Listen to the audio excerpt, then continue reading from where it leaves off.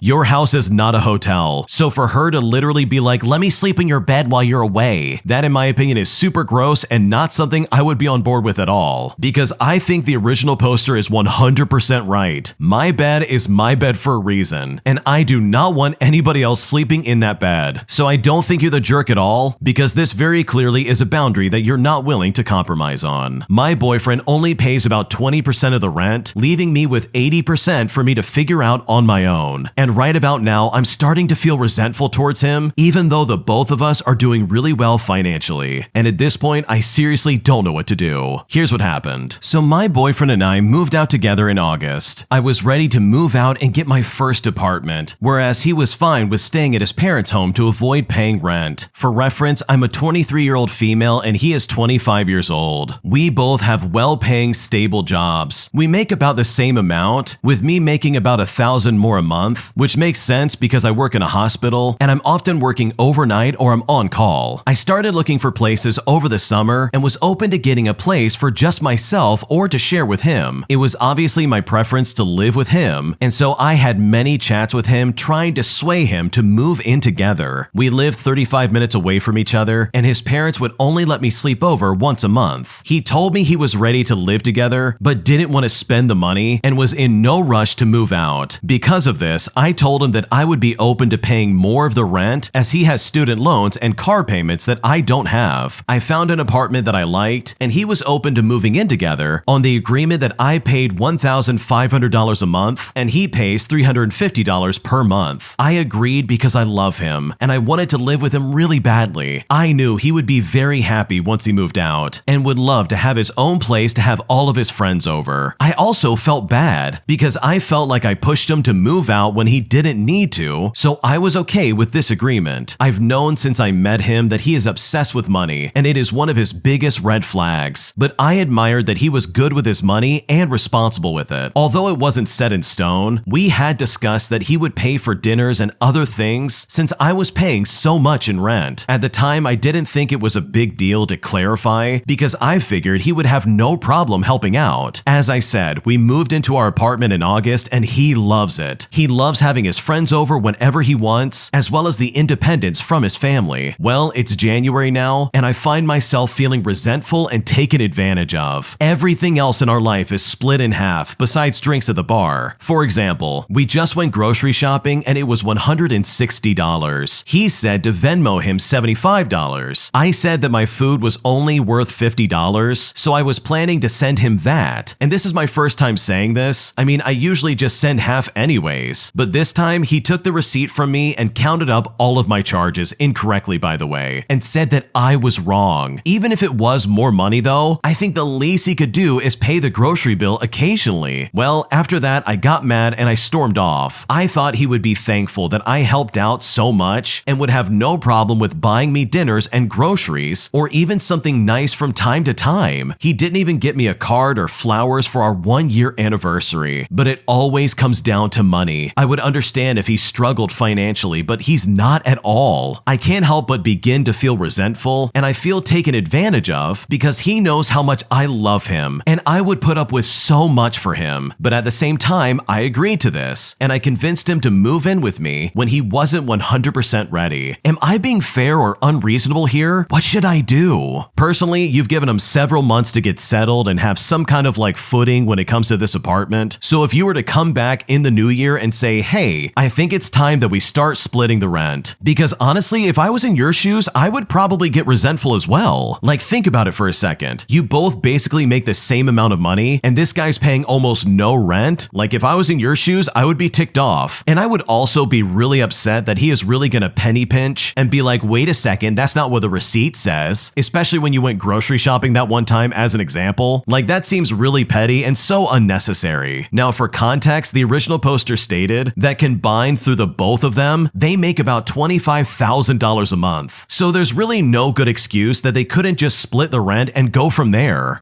Everything else is split down the line, why can't this also be tacked on? You've given him several months to get settled in. He loves having the independence and the freedom, but with that freedom and independence definitely comes at the cost of paying rent. So in my opinion, I don't think you would be in the wrong for asking that, and I think it would be really weird for him to be like, well, this is not what we agreed on, because right now the agreement you guys agreed to is really skewed in his favor, and I know if I was in your shoes, I would definitely be upset as well. My entitled Karen of a friend absolutely ruined my trip to Puerto Rico, causing problems for me and my friends left and right, while also being completely unwilling to pay back me for any of the stuff that I bought. And honestly, I'm so glad that I cut her off, and I seriously hope I never have to deal with her ever again. Here's what happened. So for starters, this happened 5 years ago. My friend from college, we'll call her Sarah, got engaged and was getting married in Puerto Rico. She invited me and my two other college friends, let's call them Amy and Sherry. When they got engaged, Sherry went on a tangent about how he was a terrible guy, how he was not good enough for Sarah, and decided that she wasn't coming to the wedding and told Sarah as much. And trust me, it was a very bad fallout. Now, for some reference here, he is actually terrific. She was just jealous and some other things, but that's not really pertinent to the story. So Amy and I decided to travel without her and make a whole vacation out of the trip. We decided we wanted a relaxing vacation with an upscale hotel, daily visits to the beach, and we must have good food and pina coladas in our hands at all time. Sherry and Sarah had made up after a long talk, and Sherry wanted to join us. In fact, she wanted to derail our entire trip. Sherry didn't want the same vacation as Amy and I. She wanted a cheap Airbnb, adventurous excursions, and honestly, she was on a tight budget. I had just recovered from a terrible injury, and I was extremely limited with my mobility, so I couldn't hike or be on my feet for long periods of time. We tried compromising with hotels and activities, but she refused. So we decided that Amy and I would book the hotel that we wanted, and she got a disgusting Airbnb down the street. I put my card down for everything with the agreement that they would Venmo me later. And trust me when I say this was a massive mistake. I paid for the rental car, but Sherry apparently needed the car more than us so that she could do her activities in the first place, which really was fine. We just needed her to drop us off at the beach. Well, guess what happened? She left us stranded for hours. And when she did end up getting us, she wanted to smoke the herb in the car. And I'm like, no, you're driving and it's under my name. I am not going to get penalized for that. She then started getting passive aggressive with me and Amy. Fast forward, and we went to see some caves for one day, which is an activity that we compromise on that I was physically capable of doing. I was driving and she was giving me directions, and she kept missing to tell me when to exit. She was very high, and she snapped at me, calling me stupid, and that I was doing all of this on purpose. And when she did that, I just saw red. I told her to shut up and give me directions properly. She said that I wasn't allowed to talk to her like that, but I just said, well, now you know how it feels. And after that, it was really awkward for the rest of the trip. When we fly to our next location, the wedding destination, she becomes so much worse. I once again pay for the golf cart that we rented for the tiny island, which was highly recommended, by the way. The first night there, she's being a complete brat, so Amy and I escaped to get food and bring it back. I called up Sherry, and I said that I found a bodega across from the restaurant, and I asked what she wanted for the house stay. When I brought everything back, she said that I forgot items and started saying, where's the cheese? What am I going to eat my eggs with? Where's my Coke? What am I going to drink my rum with? At that point, I had it, and I just straight up asked her what I did to receive such a negative attitude. But of course, she passive-aggressively just played dumb. Then, after pushing her for answers, she started calling me names and belittling me, so I just walked out. We ended up not talking the rest of the trip, and I upgraded my flight so I didn't have to sit with her. And when it was finally time for her to pay me back, she of course was incredibly resistant. I started off by saying, "You owe me $75 for the golf cart." But Sherry responded by saying, "Well, you owe me for gas, so really I only owe you $50. Now, because I didn't want to argue with this lady, I just said fine. But that's when Sherry decided to keep going. She said to me, "But since I purposefully tried to not travel in the golf cart to avoid you being an absolute jerk, I should only have to pay you maybe $25. Now, mind you, she was in the golf cart every single day, so what she was saying is just completely untrue. So I just snapped at her. I said to her, "Just keep your money." And trust me, some very choice words followed that sentence right after that. Eventually, she blocked me, so I lost it and I emailed her more choice words. I told her we are never going to be friends again and that nobody wanted her at the wedding, especially the mother of the bride and the groom in the first place. Amy and Sarah have cut ties with her completely, and none of us have spoken with her ever since. Now, I may have lost a friend, but the silver lining here is that I met my now husband at the wedding. So I made a trade by losing an awful person and gained this amazing person that is my husband. Wow, that lady is super entitled. Who goes on vacation just to act like that? Like she stepped off the plane and immediately had like a really bad attitude about everything. She wasn't willing to compromise on literally anything you guys wanted to do. And when it was time for her to pay you back, of course, this lady's like,